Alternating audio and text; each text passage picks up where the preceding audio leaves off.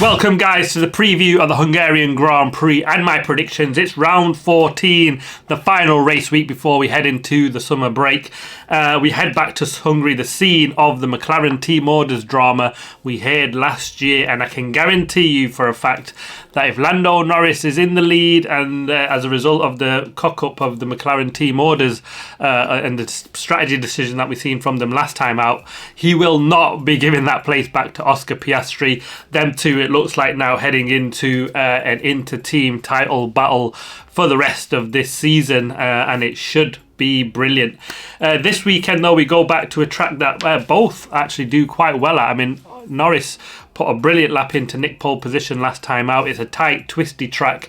2 DRS zones down into turn 1 and turn 2, high downforce, just 50% full throttle around here. And last year we did see that overtaking was possible, and we got some brilliant action last time thanks to Max Verstappen, Lewis Hamilton, Charles Leclerc battling it out for that final podium position.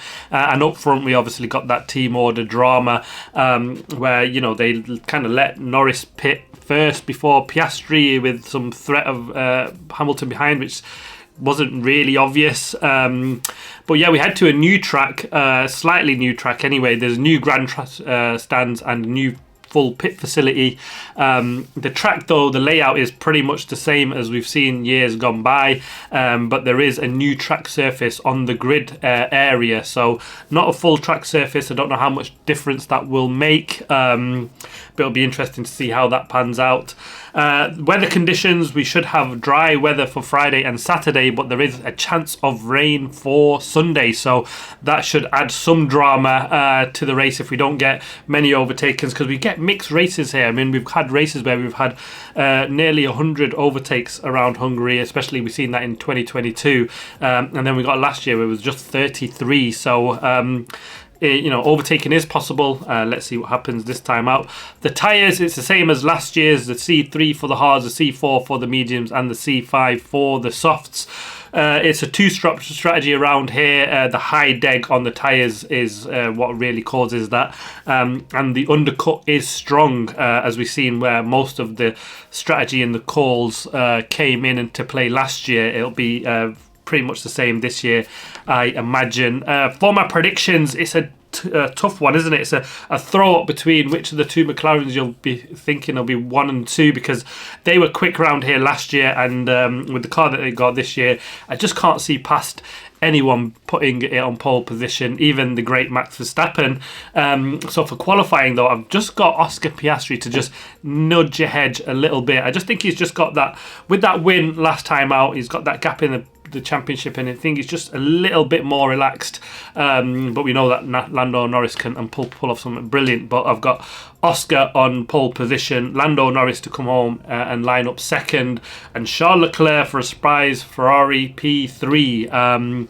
They did go all right here last year, so I'm just going to hang my hat on that a little bit. For the race, I've got it effectively finishing in that order. Piastri to take the win.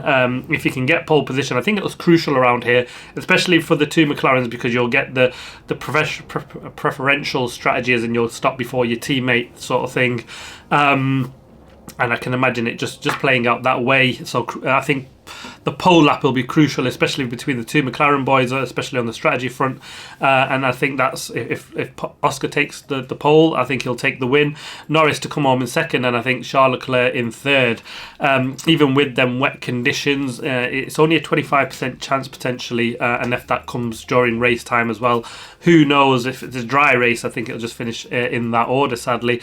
I think it'll be a good weekend for the Haas guys. They've been bigging up this weekend, especially after Spa. They were kind of looking forward to coming here, so I'm looking forward to see how well they do, and I think it'll be not particularly great for the Williams team. They didn't do too well there last year, and this year I think it's just that they struggle a bit about these sort of tight twisty tracks, don't they? So it'll be interesting to see some and how they get on. But yeah, final thoughts for this weekend. I think it's a big weekend for Lando Norris, more so than Oscar Piastri. If Piastri wins, it's a 23-point lead, and it's a big win for for him and a big lead to take for him into that second half of the season. It's not an insurmountable lead. We've seen it obviously dwindle down to just a few points, and it would have been down to 2 points had Norris taken the win in Belgium. So it's easily recoverable in 3 or 4 races, but it just, when it gets to that crunch point and when the pressure is on, we've seen Norris make mistakes, but I think it'll just be that much harder for Norris to overhaul that lead, because it just have to be minimum mistakes, which we know he's kind of still got that flaw. Unfortunately, it's reared its head this season, and he just cannot take the big risks against, even when other drivers is out of position, something happens.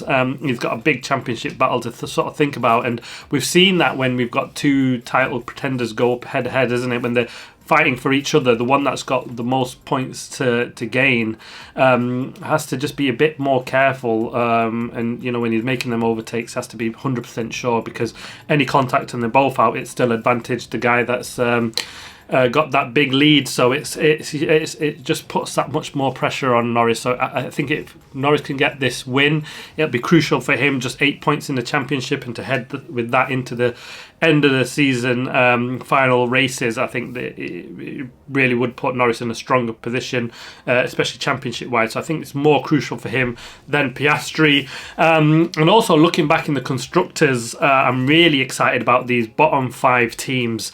The battle is so close between them, and Williams have got a bit of a gap at the moment to Sauber, but we've seen the resurgence of Sauber. Both cars, Hulkenberg's podium was brilliant. I mean, we've seen Bortoleto pick up points last time out in Spa. Yes, Williams got a good haul of points with Albon also last time out. So, but it is crucial. A couple of bad races and that gap will disappear. And there's only a 2-point gap between the Racing Bulls or the V-Carb and Sauber. And is it just me? I think the bottom 5 teams are much stronger than we've seen years gone by. I mean, for last season, the bottom place team had 0 points for pretty much most of the season. Only picks up the couple of points right towards the end of that campaign, and Alpine, who are bottom of the table at the moment, have 20 points. So we're seeing them teams really catch up that gap to the big 4. If any of the big 4 of the drivers make a little bit of mistake, we're seeing them out of the top 10. We're out of Q2, and